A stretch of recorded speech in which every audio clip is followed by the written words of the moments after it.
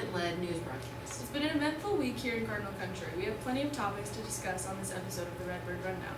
Let's kick things off with a scoop on the FBLA chapter with advisor Luis Ortiz and chapter president Garrett Van Dyke. For our first story, we covered the McClave FBLA chapter. Recapping last year's member year, several students attended the State Leadership Conference at the Gaylord Rockies Resort in Aurora, Colorado. Out of those competing, Jason Adams was awarded 4th place in the Computer Game and Programming Simulation Competition, which earned him a berth to the National Leadership Conference in Anaheim, California from June 29th to July 3rd. Jason's video game was well received with the judges in the preliminary round at Nationals, earning him a slot into the finals, where he finished 11th place overall out of 91 total participants. This was the highest placement from any FBLA member ever at McClave High School, so a huge congratulations is in order for Jason and Mr. Ortiz. We've only had one kid qualify for nationals in the last 5 years, and that's something I'm looking forward to more this year, is just trying to qualify as many kids as possible. My expectations for this year is just growth. I mean, we're looking to grow our chapter, looking to make our chapter members more prepared for the future. You know, our officer team's doing a really good job of preparing us for those situations, so I'm looking forward to the year, and I think we have a lot of expectations that we're going to meet. With the National Leadership Conference finishing up, this opened up the door to new opportunities for the 2025 to 2026 membership year. The FBLA chapter is already in the swing of things, having their first meeting on August 18th. In the meeting, the new officer team was given their new committee groups for the upcoming year. One of their biggest events this fall is their double feature movie night, which will serve as one of their major fundraisers for the year. On Saturday, September 20th, the FBLA chapter will play 2 movies, both located in the Red Gym. The first movie of the night will be The Miracle Season, followed by Remember the Titans. Because the FBLA chapter doesn't own the rights to the movie, they are unable to charge a ticket fee for the movie night. However, they do plan to have a donation jar if people are able and willing to help support their chapter. They will be providing the typical movie theater snack selection: popcorn, candy, pops, pickles, you name it. The movie night will begin at 5:30 p.m. and will end approximately around 10 p.m. We had a chance to sit down with advisor Mr. Ortiz and President Garrett Van Dyke for the scoop on the FBLA activities coming up.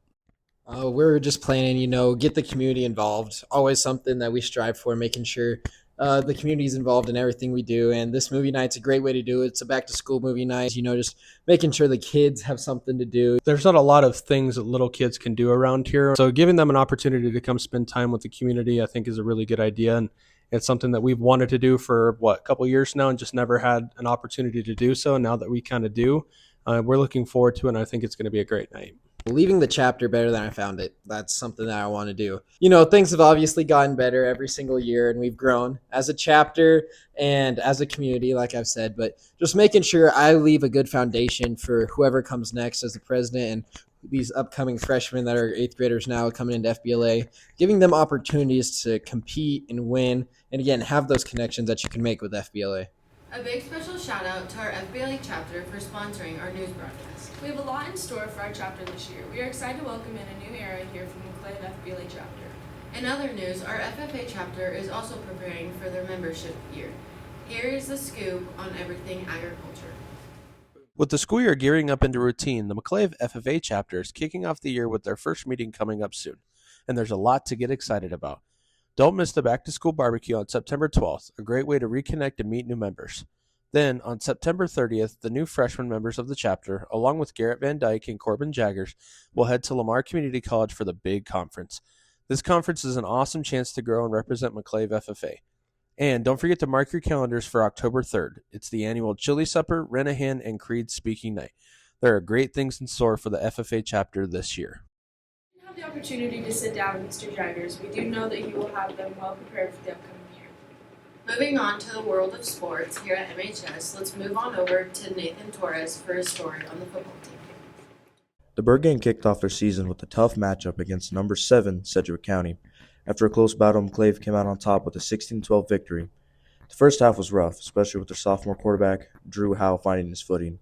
But in the second half, McClave turned things around and shut out Sedgwick with a dominating performance. Now 1-0, the team is heading to Week 2 with momentum. Team captain Junior Munger had this to say. This year I'm trying out 2 new positions, as center and middle linebacker. Center is just kind of new to me because I've never played that position. The middle backer, that's also a new position for me. And I like those positions because center, you just have to buzz. And on defense, you just around the whole field, just making tackles everywhere. My expectations for this season is just to get better every week, improve, to make a deeper run in the playoffs and making the state championship game and winning one. Just start off better in the second half because in the first half we struggled a lot, and our second half just proved way better. We didn't let them score anymore. Our defense was strong. This weekend, Bird Game team is taking on the Elbert Bulldogs. We would like everyone to come out and support. Game starts at 7.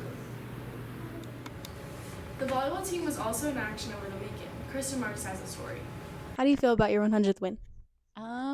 It was an exciting moment. I mean, you work really hard with lots of great girls, and it took lots of seasons to get there. So I am super proud of our team and, all the people that contributed into what success this program has been. How would you say the tournament at Wiggins went this weekend?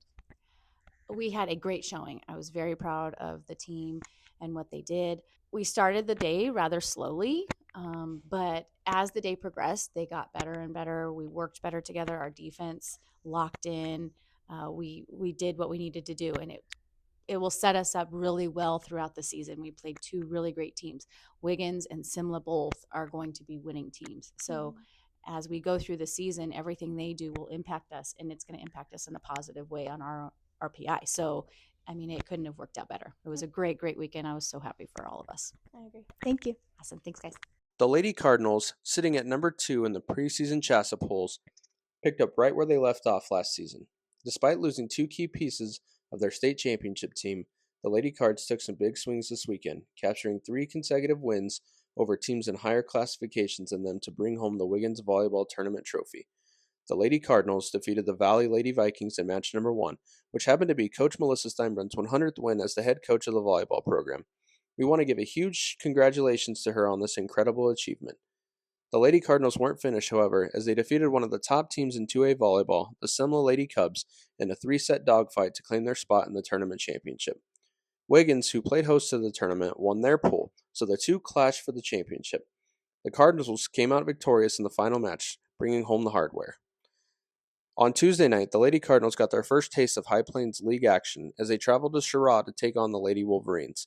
After a close first set, the Lady Cardinals dominated to a clean sweep to give them their first league win. The Lady Cardinals have a tough game tonight as they take on the Swink Lady Lions, who are ranked number 4 in 2A's preseason polls. They will also be in action this Saturday, where they will host the Lone Star Lady Longhorns in a non-league matchup. This was Kristen and Mr. Ortiz with the volleyball team. The golf team is now in week 3 of their season, with Reed Herrera and Taylor LaForce already have competed in varsity action. Jackie was able to sit down with Reed on his feelings about the season. I'm here with Reed Herrera, who's going to talk about his golf tournament last week. Reed, how'd it go? It was good. It's at a course called Holly Dot that's over by Rye, a little bit past Pueblo. It's an 18-hole course, really nice and beautiful. We left at about like 6 a.m.